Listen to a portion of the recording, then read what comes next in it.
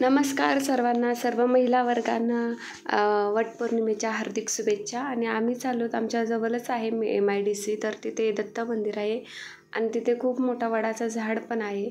आम्ही दरवर्षी तिथेच जातो वटपौर्णिमेला. आणि पाणी काय चावी तिथे आहे, त्यामुळे तांब्या फक्त घेऊन गेली होती, पाणी मग घेऊन आली मी आणि मग आमची पूजा चालू झाली.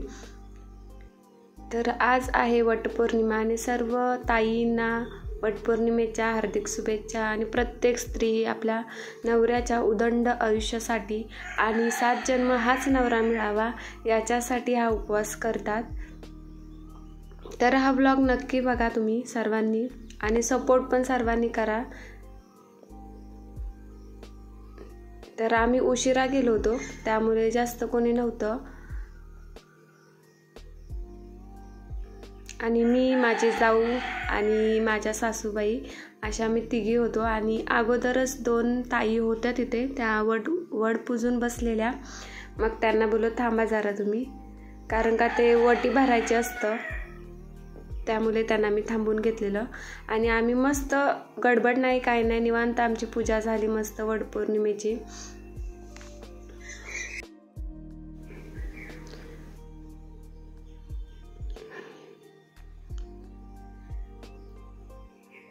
जास्त गर्दी नसल्यामुळे मस्त झालं वटपूजन आमचं पण, कारण का आम्ही लेट गेलो होतो, ठरलेलं नव्हतं जायचं म्हणून, काहीतरी असतात प्रॉब्लेम, त्यामुळे नाही जाता आलं असतं, मला कॅन्सल झाली असते. पण शेवटी कसं बोलतात, स्वामींची कृपा असल्यानंतर अशक्य शक्य करतील स्वामी. तर तसंच काहीतरी घडलं आमच्यासोबत. आणि त्याच्यानंतर मग आम्ही गेलो आणि त्यावेळेस म्हणजे बायका सर्व सकाळीच गेल्या होत्या वडपूजून आणि आम्ही उशिरा आलो होतो. आणि तिघीच आम्हाला वाटलं तिघीच आहोत की काय. नंतर तिथे गेल्यानंतर समजलं तिथे 2 ताई होत्या.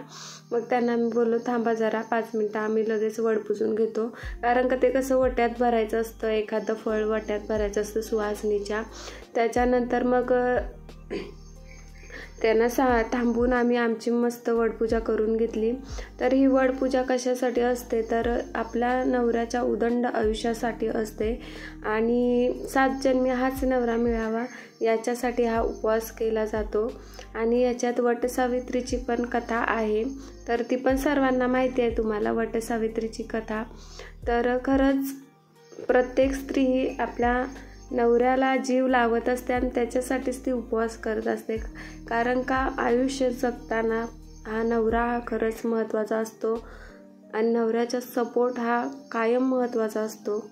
तर तिथेच दत्त मंदिर पण आहे आणि मग काय दत्ताचं दर्शन झालंच पाहिजे, कारण का स्वामींचं पण तिथं फोटो होतं. आणि आम्ही पहिले दत्ताचं म्हणजे दर्शन घेतलं, पाया वगैरे पडले मी. स्वामींचं पण फोटो होतं तिथे, पण मग पाया वगैरे झालं आमचं पडून. आणि खूप छान झालं वटपौर्णिमा. वाटलं नव्हतं होईल यावर्षी, कारण का असं काही प्रॉब्लेम आमच्यासमोर, अशी काही 7.5 आमच्या मागं लागलेली आहे की त्याचं निवारण स्वामीच करतील. तर फक्त एवढीच प्रार्थना केली की माझ्या नवऱ्याला उदंड आयुष्य लाभाने, जी काय आमच्या मागची 7.5 आहे ती लवकर निघून जावो, बस एवढंच मागणं देवाकडं. आणि मग प्रदक्षिणा घातली, कारण आणि तिथेच मोठं औदुंबरचं झाड आहे, खूप मोठं झाड आहे आणि जुनं झाड आहे. तर मग प्रदक्षिणा घातली दत्त महाराजांच्या. मग मंदिराभोवती एक प्रदक्षिणा घालून ताई बसल्या होत्या. मग त्यांना हळदी कुंकू लावायचं होतं आणि त्यांना मी थांबून घेतलं होतं. मग पाया पडून घेतलं आणि त्याच्यानंतर मग ते हळदी कुंकू वगैरे लावायची, ते हे असतंय वट्यात घालायचं असतं फळ एखादं स्त्रीच्या सुहासनीच्या. तर मग बरोबर आम्ही 5 जणी झालो तिथे आणि मग एकमेकींच्या वट्यात आम्ही ती फळं घातली.